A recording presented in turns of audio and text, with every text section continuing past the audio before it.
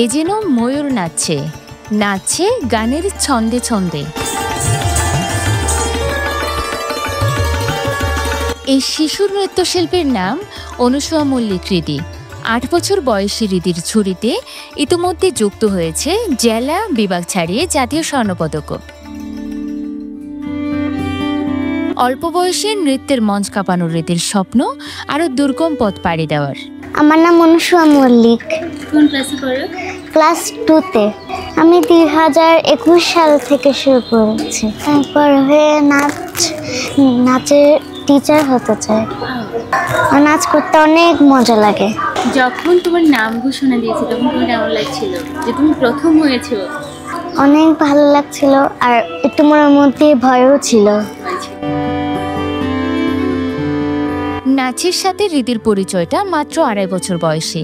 যে বয়সে ঠিকমতো কথা বলে স্পষ্ট হয় না, সে বয়সে নৃত্যের কঠিন পথগুলো পাড়ি দিতে শুরু করে সে। কক্সবাজারের একমাত্র হসপিটাল যেখানে রয়েছে ICU, HDU, CCU, NICU, PICU, সংকটাপন্ন নবজাতকের জন্য স্ক্যানো, ক্যান্সারের কেমোথেরাপি সহ চিকিৎসা সেবার সমৃদ্ধ আয়োজন। রয়েছে 24 ঘন্টার জরুরি বিভাগ। দেশসেরা বিশেষজ্ঞ চিকিৎসকের সমন্বয়ে সর্বাধুনিক চিকিৎসা সেবায় আপনার পাশে ইউনিয়ন হসপিটাল।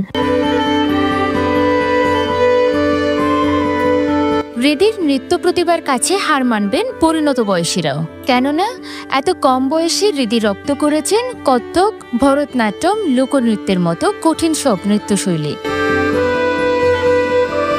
বিভিন্ন প্রতিযোগিতায় পুরস্কার অর্জনের পাশাপাশি জাতীয় পর্যায়ে বাংলা আমার নৃত্য প্রতিযোগিতায় অংশ নিয়ে জয় করেন স্বর্ণপদক।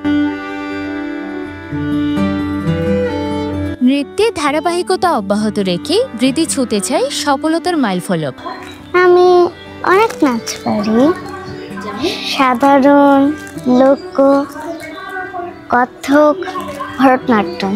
আমার প্রথম নাচের গুরু হচ্ছে ঋত্বিকা দাস, টিনা। এখন বর্তমান আমি যার কাছে নাচ করছি হারুন রশিদ লিটন স্যার। একটা হচ্ছে বাংলা আমার, আর একটা হচ্ছে প্রথমে করেছিলাম আমি হচ্ছে শিল্পকলায়, তারপরে হচ্ছে পাবলিক লাইব্রেরিতে, তারপরে যে ইন্ডিয়া একটা প্রতিযোগিতা হয়েছিল ওখানে, আর হচ্ছে বাংলা। কি বেশি অনুপ্রাণিত করেছে নাচ করার জন্য?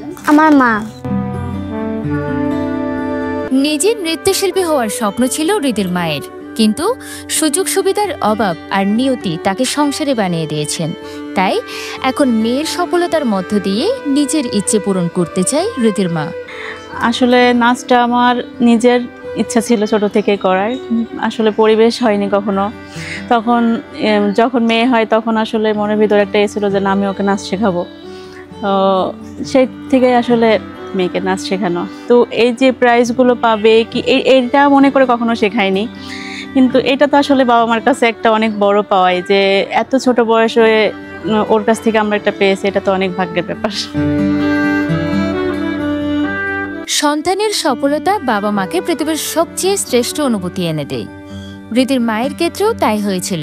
জাতীয় পর্যায়ের প্রতিযোগিতায় যখন স্বর্ণপদকে মেয়ের নাম ঘোষণা করা হয় তখন আবেগে ভেঙে পড়েছিলেন তিনি।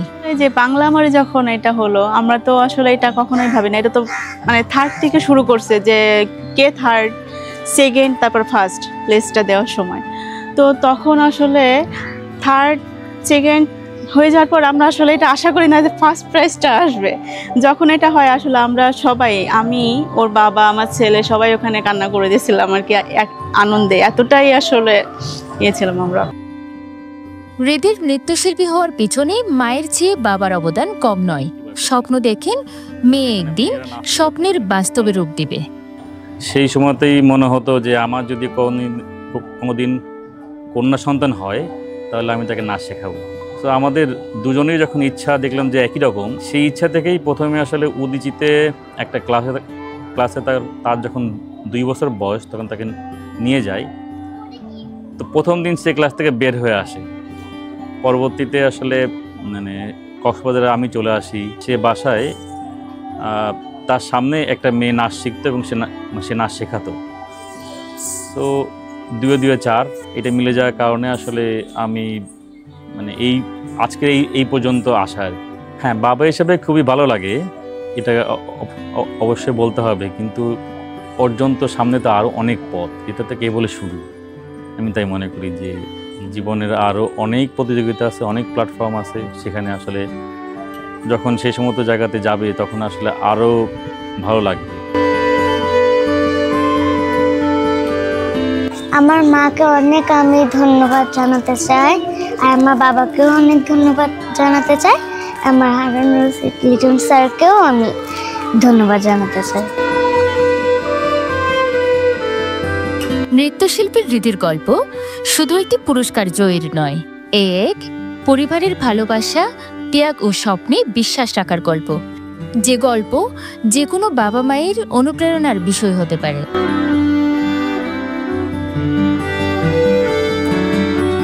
উম্মে হাবিবা শিরু, পেনোয়া নিউজ।